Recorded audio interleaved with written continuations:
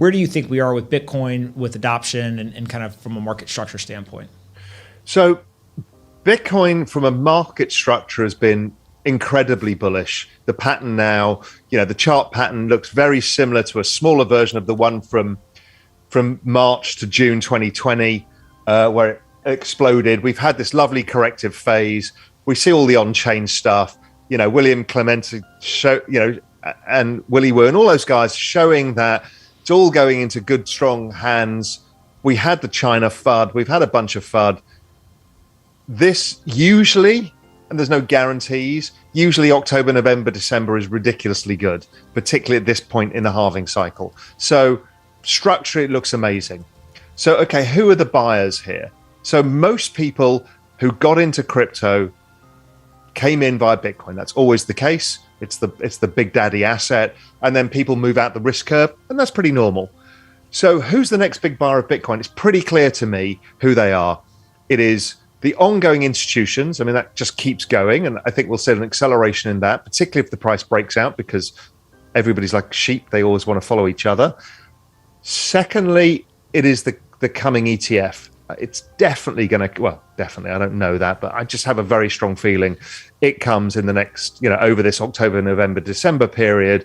And that will drive a huge amount of money in the space because it allows RIAs to allocate and ordinary individuals in a way that they can easily understand.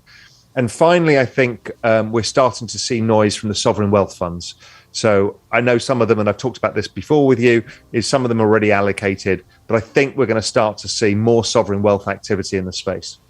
Ethereum and the Ether asset? So Ethereum, again, the charts look absolutely astonishing. The on-chain activity, the adoption is by far the largest of anything in the space. So it's huge what's going on. The move towards ETH 2.0 means that, at a simple level, everybody's going to stake everything they've got to get it there.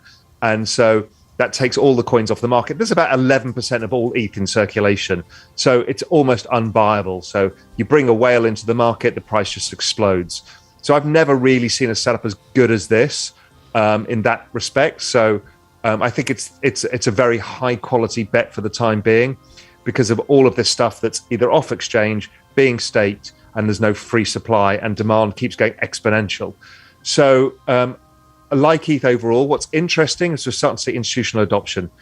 So I spoke at Cowen's big event, and it wasn't about Bitcoin. It was solely about Ethereum, which took me by surprise. That's the first one I've done. It's kind of been referenced in other ones, but here I am now speaking to investment banks when they're asking me to come and talk about Ethereum and just skipping Bitcoin, saying, well, we assume you know Bitcoin, but here's another opportunity.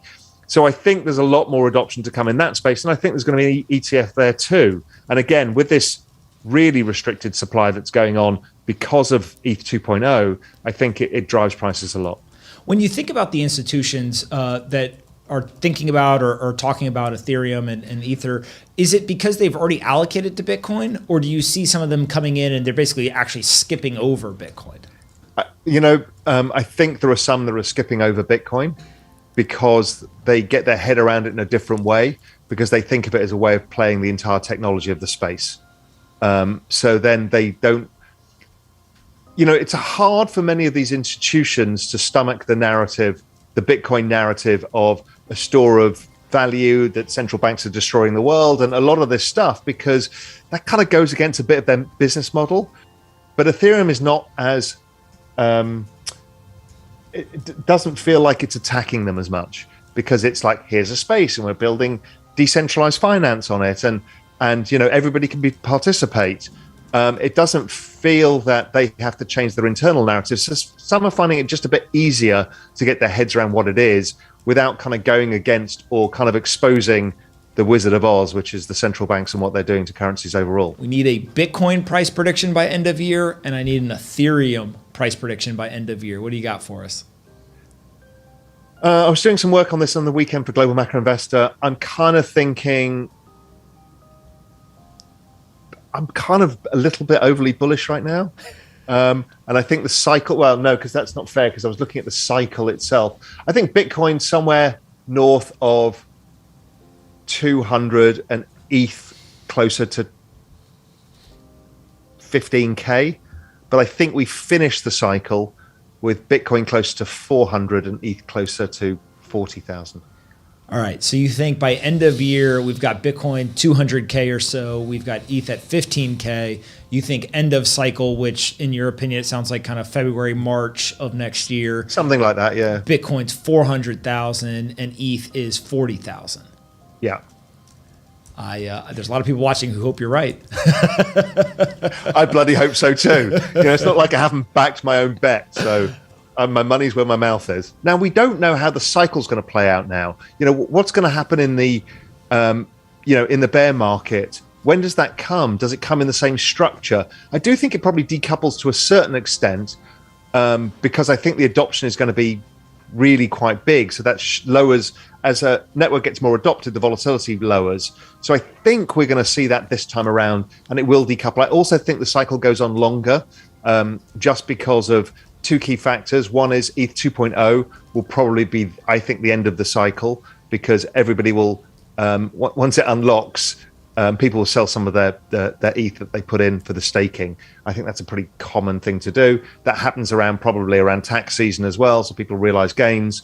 And then in addition, I think the ETF will have come out at that point, and a lot of the pent-up demand will be in.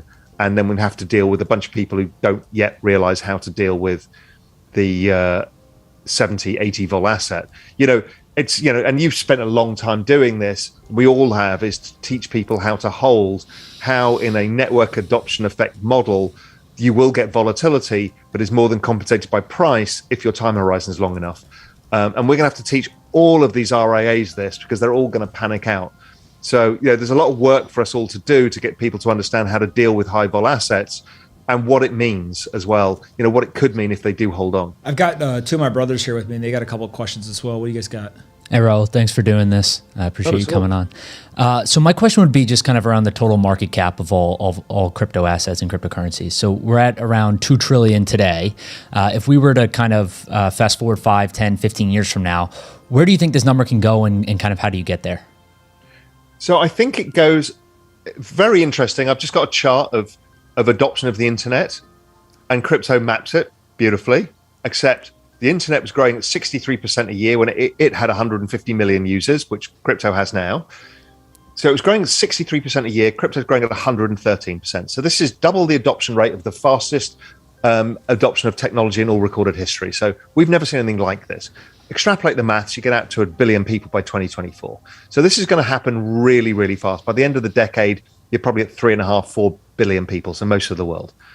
So what does that mean for asset prices? Well, almost all the major asset classes, whether it's equities, bonds, real estate, they're all kind of in the 150 to $300 trillion range. Now, we kind of know that most of those assets are going to go on the blockchain anyway, but let's ignore that. To put this where I think it's going, it's currently 2 trillion. I think a roughly fair value to fit in with the other asset classes is 200 trillion. So it's 100x. We've never had an asset do 100x of that kind of magnitude in all recorded history. I mean, we've never seen it before. None of us have lived through this. So this is, I think, going to be the largest generation of wealth that the world has seen in the shortest period of time. When you think about the metaverse, you started to kind of go down that path a little bit. I know that you're really excited about this. Where do you think, one, that kind of starts to really permeate society? And then also, two, how do you think about it from an investor seat in terms of how to get exposure to it for your own portfolio? I think if it's the ongoing process, the fact that you and I, we're now living digitally, and me seeing you, I mean, I have drinks with friends on Zoom. It's normal now. It doesn't bother me, right? So we've now moved a massive step into the digital world where just meeting our friends or meeting people we know can happen over video link, and we don't really care, much like that happened with mobile phones and phones before that, and television and all of these things. So this is an ongoing move into the digital world. And then it accelerates because you start to see the rise of cryptocurrency, and that enables these ecosystems to develop into these rich worlds where you can create value, exchange value, own things. So this creates the other layer. Then the layers on top of that come 5G, distributed computing power, and a bunch of other things that are going to scale that faster.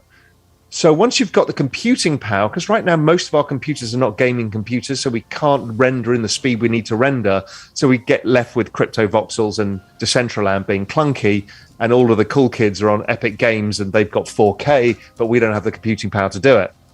All of that is going to change.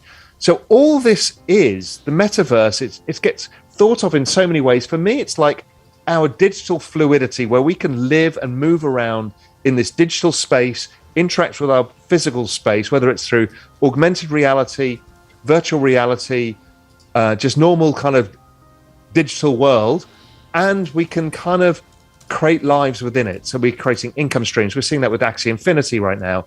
Or we can be educated in the metaverse that kind of levels the playing field. I mean, you can be a kid in Ethiopia and you can therefore now get educated on the same playing field as somebody in the United States, because we have access, and you can be in the same classroom and you get to talk to them. So just things everywhere are going to change because of this. And you know it's going to happen because everybody from Microsoft to Facebook to Apple have basically said this is the bet. It's augmented reality, virtual reality, the metaverse. You know, I spoke to the head of metaverse who knew there was one at AWS. And they're building out the computing power and the cloud storage abilities for all of these massive compute needs, right? So it's happening. Now, the battle is going to be, as ever, the same battle, decentralized versus centralized. And as ever, it'll be a mixture of both, and we get to choose. But that's all coming. And that's a hugely exciting thing. And people haven't really figured this out yet. But again, it's going to be an enormous generator of wealth as the world moves into the digital world.